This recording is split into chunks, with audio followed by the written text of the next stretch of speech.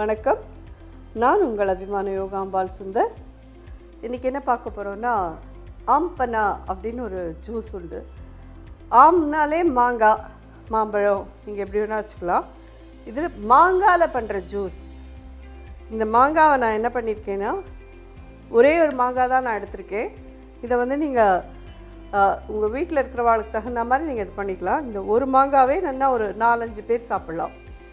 இந்த ஒரு மாங்காவை குக்கரில் போட்டு வேக வச்சுட்டேன். ஒரே ஒரு துண்டும் இஞ்சியும் சேர்த்து போட்டு வேக வச்சுருக்கேன். பார்த்தேன்னா 4 மிளகும் இருக்குது அடியில். மிளகும் 4 இதில் போட்டிருக்கேன். இப்போ நம்ம இதை என்ன பண்ணணும்னா, இந்த தோலிலாம் எடுத்துடலாம்.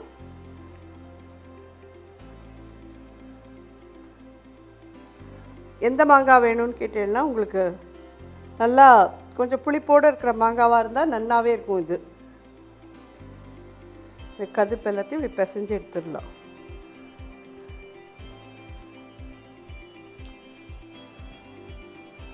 எல்லாத்தையும் எடுத்தாச்சு. நெக்ஸ்ட்டு ஸ்டேஜ் சொல்கிறேன். இதில் நம்ம இப்போ என்னெல்லாம் ஆட் பண்ணலான்னு பார்க்கலாம்.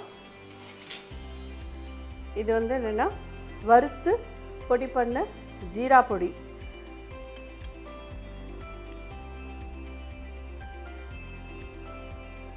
ஒரே ஒரு மாங்காய் தான் நான் போட்டிருக்கேன், அதனால் 1 டீஸ்பூன் போட்டு போடுறேன். இது காலா நமக்குன்னு கடையிலலாம் கிடைக்கும், கருப்பு சால்ட் அப்படிம்பாங்க. ஒரு 1/2 டீஸ்பூன், ஜஸ்ட் ஒரு பிஞ்ச் போட்டால் போகிறோம். ரெகுலர் சால்ட் ஒரு கைப்பிடி. நல்லா வாஷ் பண்ணிக்குவோம், ஆஞ்சு நல்லா வாஷ் பண்ணி எடுத்து வச்சுருக்கோம். புதினா ஒரு கைப்பிடி. அது இதெல்லாத்தையும் மிக்சியில் போடலாம்.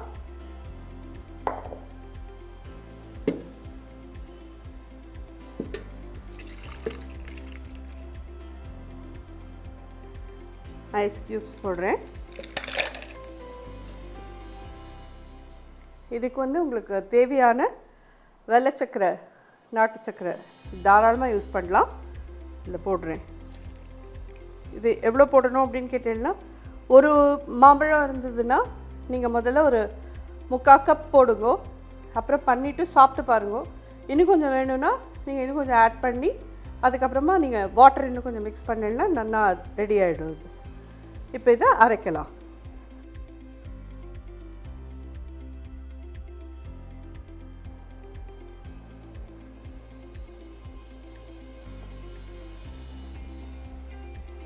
நல்லா அரைச்சாச்சு. பார்த்தீங்கன்னா எவ்வளோ திக்காக இருக்குது பாருங்கள் அதோட இது.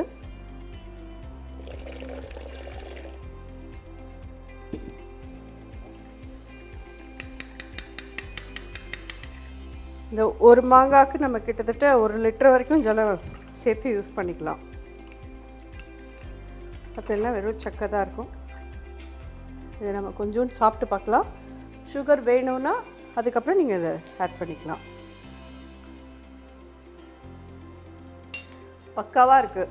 இந்த ஒரு மாங்காய்க்கு இந்த 3/4 கப் சுகர் சரியாக இருக்கும். இந்த வெள்ளை சக்கரை ரொம்ப நீட்டாக கரெக்டாக இருக்குது. இந்த புளிப்பு, அதில் போட்டுக்கிற இந்த இஞ்சி, இந்த மிளகு காரம், புதினா வாசனை எல்லாமே ஜம்முன்னு இருக்குது. இந்த ஆம்பை நான் பண்ணி பாருங்க. அரேஞ்ச் பண்ணணும் அப்படின்னு பார்த்தேன்னா,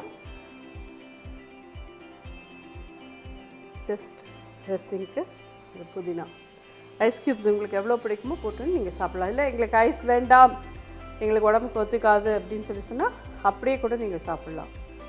மாதுளம்பழம் ஜூஸ். மாதுளம்பழம் ஜூஸில் என்ன ஸ்பெஷலாக அது அப்படின்னு கேட்குறீங்களா? வழக்கம் போல் ஏதாவது குடாக்தனமாக நம்ம சேர்ப்போம்ல, அங்கே தான் இருக்குது ட்விஸ்ட்டு. இது மாதுளம்பழம் பொடிப்படியாக உரிச்சு வச்சுருக்கோம். இது என்னென்னு கேட்டீங்கன்னா, அந்த ரூ அப்ஸா அப்படின்னு கிடைக்கும் பார்த்துருக்கீங்களா, அது கிடைக்காது எங்களுக்கு அப்படின்னு சொல்கிறவாளுக்கு இந்த ரோஸ் மில்கோட ரோஸ் எசன்ஸ் எது இருந்தாலும் தேவையில்லை, அதை தான் நம்ம யூஸ் பண்ணணும் இதுக்கு. ஸோ இப்போது எப்படி பண்ணுறதுன்னு பார்க்கலாம். வழக்கம் போல் ஐஸ் க்யூப்ஸ் அடியில் போடுறேன். இந்த ரூ அப்ஸா அடியில் விட்டுடலாம். இதுலேயே நல்ல ஸ்வீட் இருக்கும். மாதுளம்பழத்தில் வேறு ஸ்வீட் இருக்கும், அதனால் இதுக்கு தனியாக சுகர் வேண்டாம்.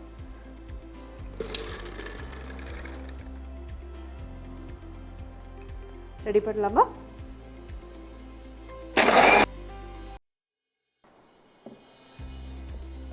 ரெடி ஆகிடுது. இது ஆக்சுவலி ப்ரெக்னெண்ட்டாக இருக்கிறவாள்லாம் நிச்சயமாக சாப்பிட்லாம். ஏன்னா ஜென்ரலாக எனக்கு தெரிஞ்ச ஒருத்தர் சொன்னால் அவளுக்கு வந்து டெய்லி காத்தால ஒரு டம்ளர் சாயங்காலம் ஒரு டம்ளர் மாதுளம்பழம் ஜூஸ் மட்டும்தான் சாப்பிட்டாலும் அவளோட குழந்தை செவக்க போகிறது. எல்லோரும் குங்குமப்பூ சாப்பிட்டா மட்டும்தான் பிறக்கும்னு நினச்சிட்டு இருக்காரு. மாதுளம்பழத்தில் கூட இருக்குது அப்படின்னு சொன்னான் எனக்கு. மோரோவர் அதெல்லாம் விடுங்க, நமக்கு அதெல்லாம் வேண்டாம். பட் இது மாதுளம்பழம் இயற்கையாகவே ரொம்ப கூலான ஒரு சமாச்சாரம். கண்டிப்பாக அதை இந்த மாதிரி ஜூஸ் பண்ணி சாப்பிட்லாம். இல்லை எங்களால் ரூப்ஸா வாங்க முடியல, எங்களுக்கு ரோஸ் எசன்ஸும் கிடைக்கல அப்படிங்கிறவா தேன் வேணாலும் விட்டுக்கோங்க. அப்படி இல்லை, அதுவும் இல்லைன்னா சுகர் போட்டே பண்ணிக்கலாம், உங்கள் சௌரியம்.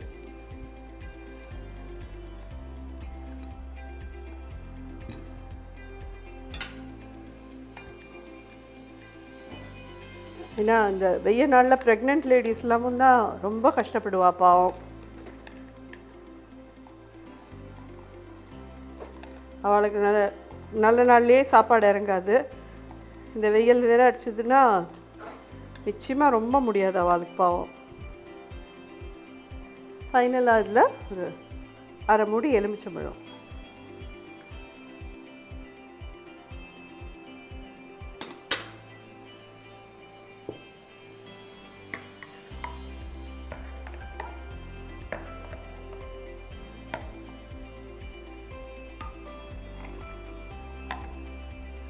பார்த்தா வாட்டர்மெலன் கலர்லேயே தான் இருக்குது இதுவும். ஆனால் இது பொமக்ரானேட் ஜூஸ். இதுவும் எல்லோரும் பண்ணி சாப்பிடுங்க இந்த வெய்ய நாளுக்கு. நிச்சயமாக ப்ரெக்னென்ட் விமன் இல்லாமல் இதை பண்ணி சாப்பிடுங்க. ஏன்னா அவளுக்கு வந்து இந்த சமயத்தில் தான் ரொம்ப தண்ணி இதுவாக இருக்கும், கால்லாம் வீங்கிக்கும். ஸோ இந்த பொமக்ரானேட் ஜூஸ் வந்து ரொம்ப ஹெல்த்துக்கு ரொம்ப ரொம்ப நல்லது அவளுக்கு. எல்லோரும் கண்டிப்பாக பண்ணி சாப்பிடுங்க. நன்றி, வணக்கம்.